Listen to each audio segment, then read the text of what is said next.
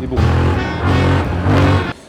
Acum îl înțeleg și pe Tares ăsta de ce îi place așa de mult.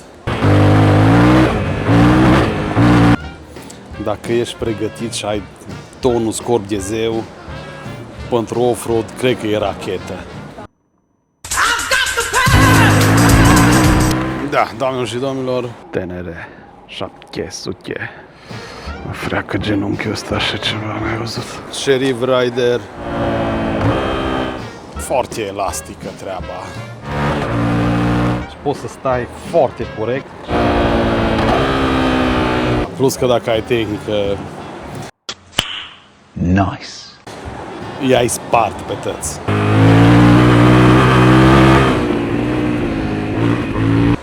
Că nu, Tares nu prea tentește, nu prea ridică, știi, nu-i se pare grea. Astăzi o să vă arăt Clujul, să vedeți și voi cât e de fain. Și da, după aia o să mergem la o cafea pe centru. Stelică o să vă explice exact ce simte el după 2 zile cu TNR 700. Și toată treaba asta plimbându-se prin orașul extra mega tocană Cluj-Napoca.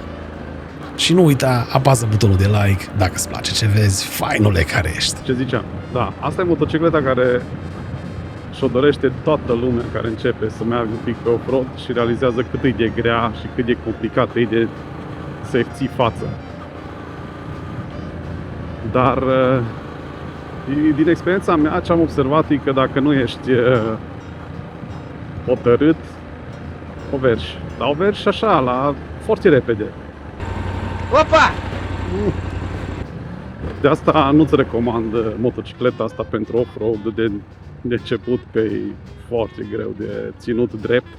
Dacă ai depășit momentul de echilibru, punctul de echilibru, ai băit-o, fiind centru de greutate sus. Dar în schimb, te ajută foarte mult când sari. E mult mai căpriț așa. Și mie cam îmi place să sar, să zic. Sigur, n-am sărit cu ea decât foarte puțin. Nu-mi permit să cumpăr câte o motoretă la fiecare test drive și din cauza asta sar doar cu motoretele mele și fac minuni doar cu ale mele. Și bineînțeles, când nu cunoști o motoretă, te poate surprinde. Și de asta tot încerc să o bruschez, să văd un pic unde e punctul ăla nebunia de punct. Că are un punct la ambreiaj care prinde și care nu prinde. Dar ca și fluiditate și cum merge motorul și cum schimbă, dacă știi să-i faci sincronul și pe downshift pe inferioară, se mișcă excelent. Adică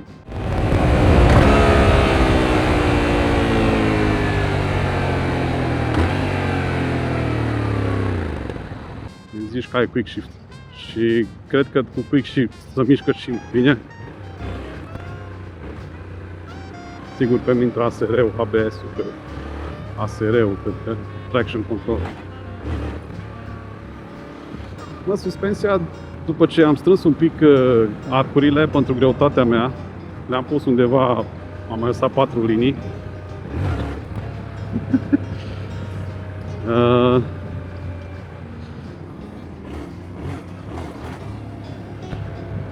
E mult mai ok.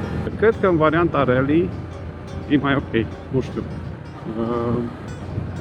Să-mi spună cei care au varianta rally dacă e o diferență foarte mare între ele. Că dacă nu e mare diferența, atunci mai bine cumperi una de asta și schimbi suspensiile, pui un steering damper și rupi, efectiv rupi.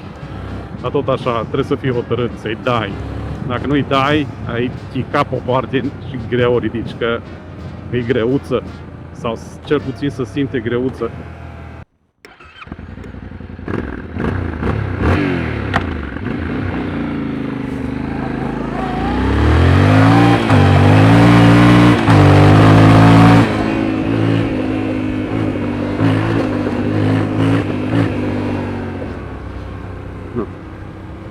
Hai peste mine, puța ta.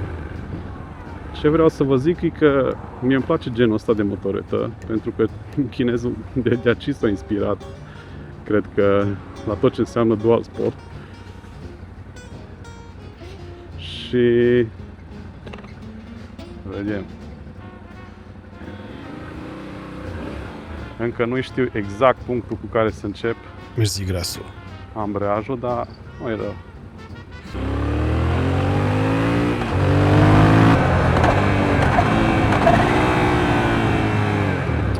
Zicea unul că nu frânează, motoreta frânează, doar că trebuie să știi să și frânezi. Atât.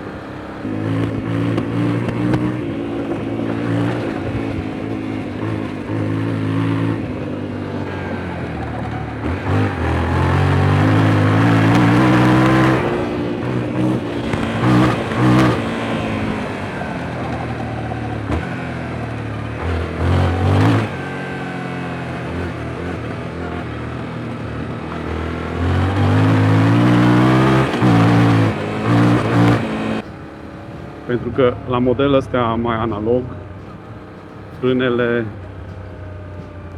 chiar trebuie să le pui toate, față-spate, inferioară. Altfel, șansele să o vergi sunt destul de mari.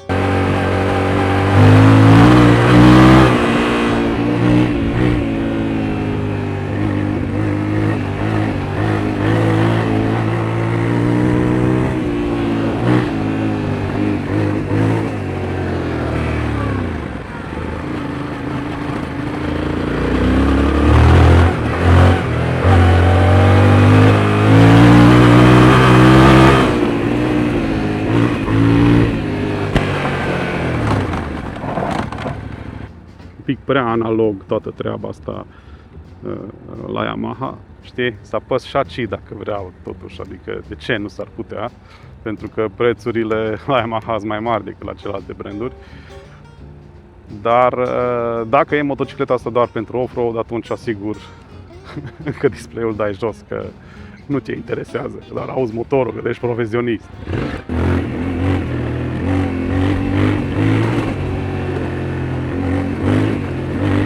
Prețul influențează foarte mult luarea unei decizii. Că da, totuși 12.000, 10.000, 12.000 de euro sunt ceva bănuți și te uiți la toate nebunile. Când concurența are de toate ca șaorma, dar sigur nu excelează la niciuna dintre ele.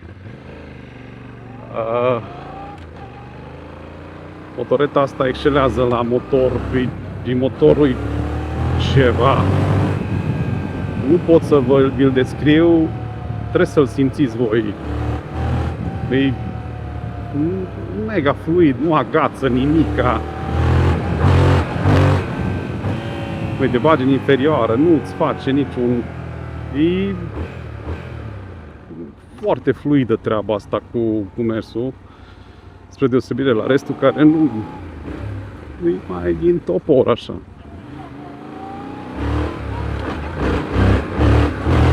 Și arată foarte bine, mă, motoreta. Mie îmi place cum arată. E ca un hard enduro în varianta animală. Nice. Dar sigur, în banii ăștia poți să-ți iei astăzi o grămadă de variante și de 2 ori mai puternice și de 2 ori cu tot felul de nebunii, cu nu știu ce. Dar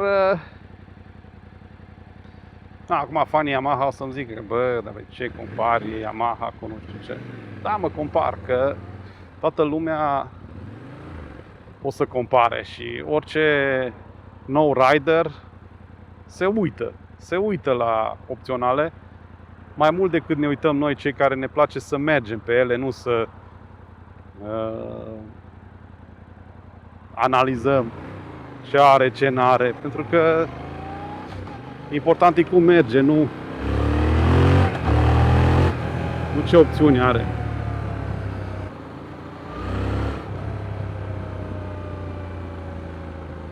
S-au schimbat ăștia, semnalizarea stânga-dreapta e ceva, tot nu vine. Uite, caut puța aia mică și nu o găsesc.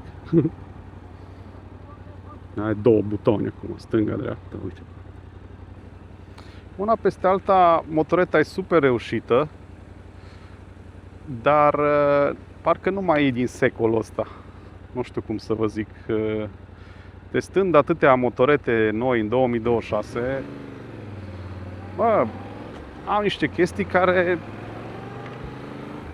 pe stradă, nu pe off-road. Pentru off-road e suficient și asta.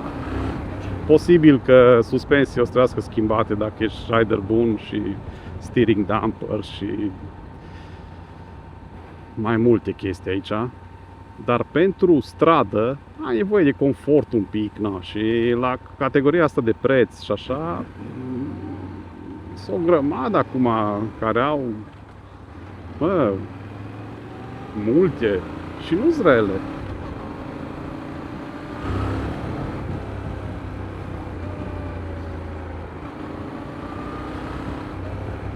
Pe oraș se simte super. N-ai nevoie de mai mult bau.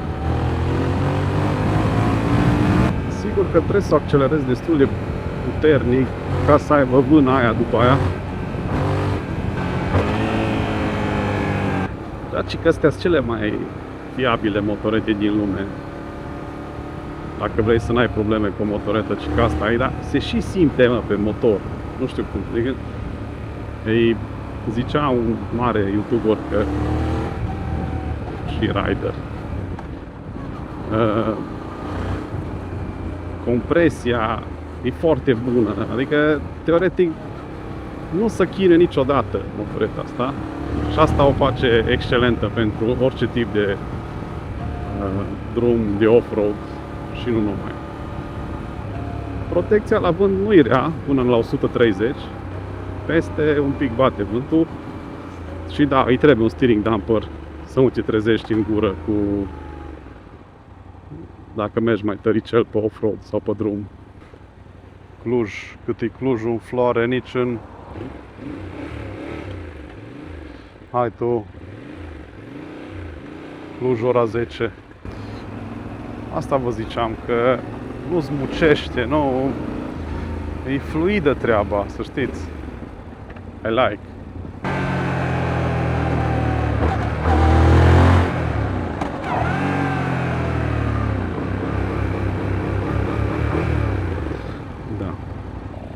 Poziția e foarte bună pe motoreta asta și cred că aș putea trece pe treaba asta cu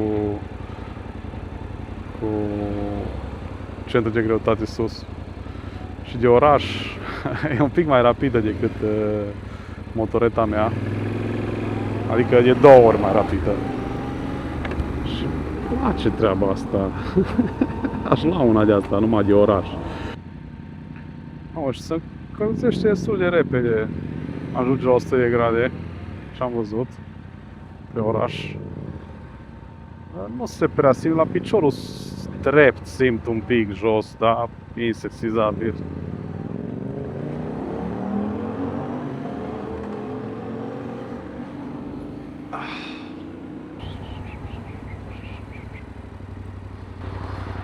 Da.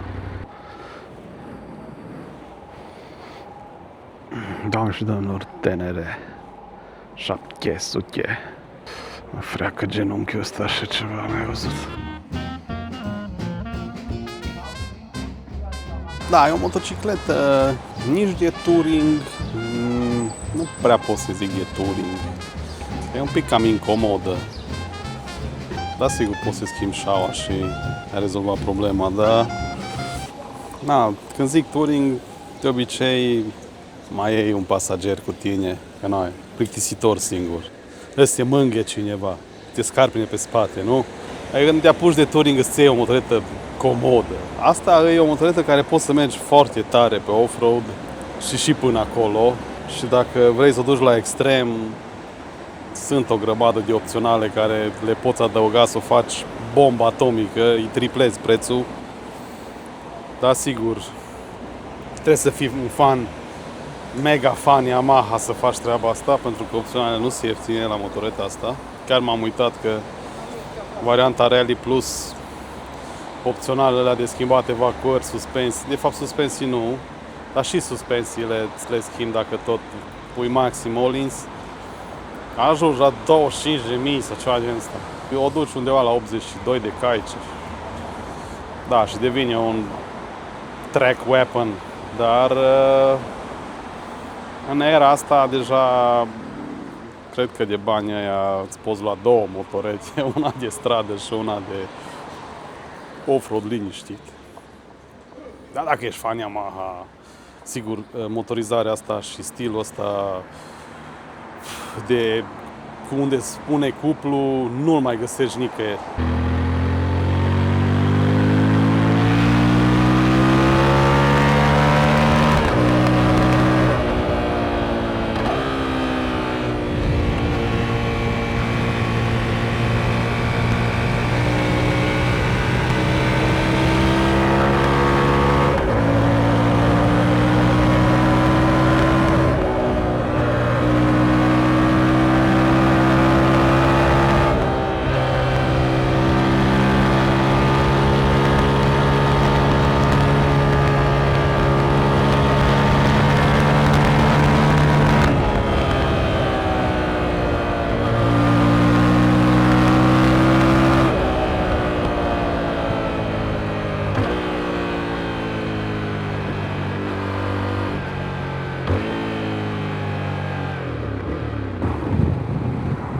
Da. Un lucru extraordinar la motoreta asta e că nu vibrează. Și la turații joase, și la turații înalte. Și motorul nu dă semne că nu mai poate. Cu toate că îi turat destul de mult. Și cred că ăsta e un lucru care fanii Yamaha apreciază foarte mult față de restul motoarelor. Sigur că se purțește pe final, dar tot mai are un mic zvânc acolo. Totuși, pentru 70 de cai e destul de impresionant. Se vede clar că motorizarea asta e de când lumea și pământul și japonezii o perfecționează până la Dumnezeu. Am înțeles că mai lucra la motor în ultima perioadă.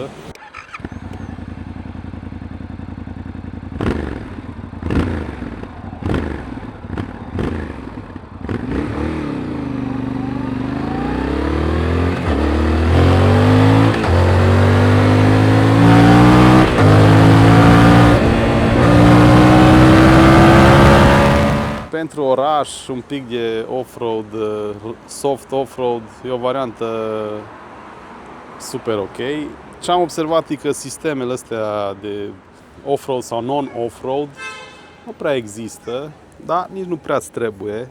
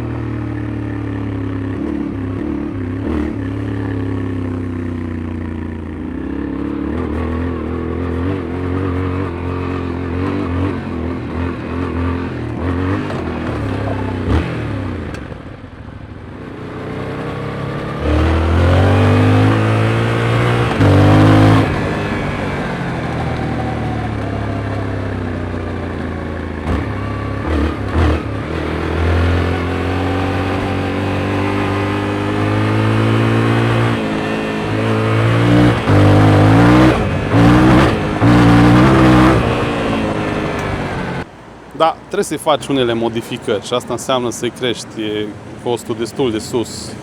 Și în economia asta parcă nu-ți mai vine. Da, și când îți pleacă spatele de tăt, e un moment nasol.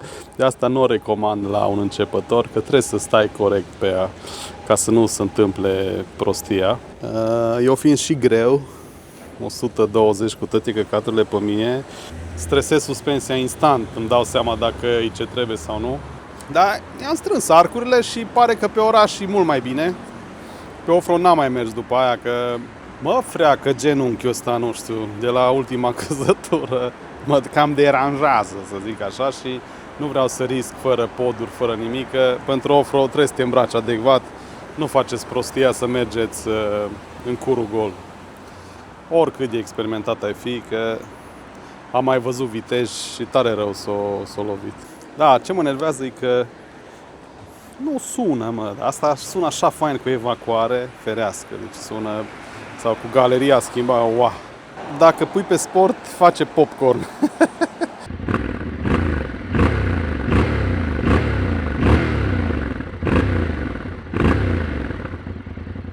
Asta cu sunatul sună mai tare dacă o pui pe sport, că mai nou modelele 2025 au două moduri, Explore și Sport. Bineînțeles că poți să scoți toate traction control nebunii, dar în afară, deci cam atât. Adică nu prea mai ai ce să-i faci. Am început să râd, că face un popcorn de ăsta timid, așa.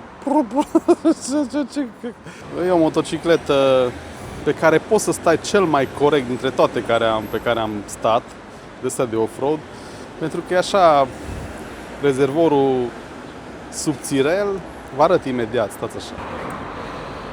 Deci fie Da? Și poți să stai foarte corect și pe accelerare nu mai stai așa, știi, ca la restul. Stai ca lumea, mă. Plus că accesul la frâne, la schimbător, sunt foarte comode, mă. Nu știu, unghiul la nebunia asta e destul de bun. Ha? Ha? E bun, e bun. Asta, numai pentru asta cred că aș la o nebunie de asta aș face-o toată și aș tare style, dar n-am fizicul lui și nici vârsta. Dar dacă ești la început de drum, poți liniștit să iei, să testezi, să pici, dacă ești tinerel, îți permiți. Eu, Și da, am o surpriză pentru voi, pentru toți. Dacă te duci la Motomus, le ceri așa: bună ziua, am venit după sticker. Și te întreabă: ce sticker? Stickerul stelar. Pac! De la teșghea îl scoate și ți-l dă. Fără întrebări, fără nimic. Da? Așa că fă bine. Dacă te-ai uitat până la final, știi de unde să-ți iei stickerul. Și dacă îți place ce vezi, nu uita, apasă butonul de like și subscribe. Mă ajută enorm ca să creștem canalul ăsta, să vadă tămapamondul care-i treaba cu motoarele din Ardeal, mă. Și bineînțeles, vă mulțumesc la toți cei 10 faini frumoși, mă. Mersi, grașilor, sunteți geniali. foarte smooth motorul ăsta, îmi place. Și atât de smooth. Fiat.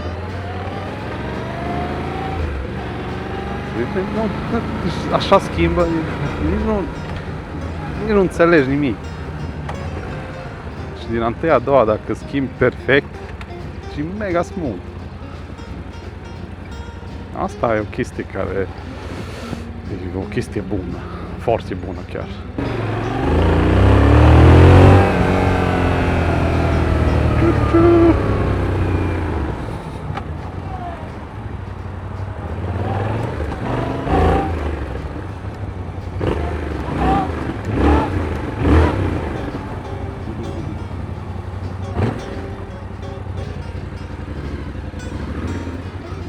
Poate mai testez și eu. Uite cât e aici.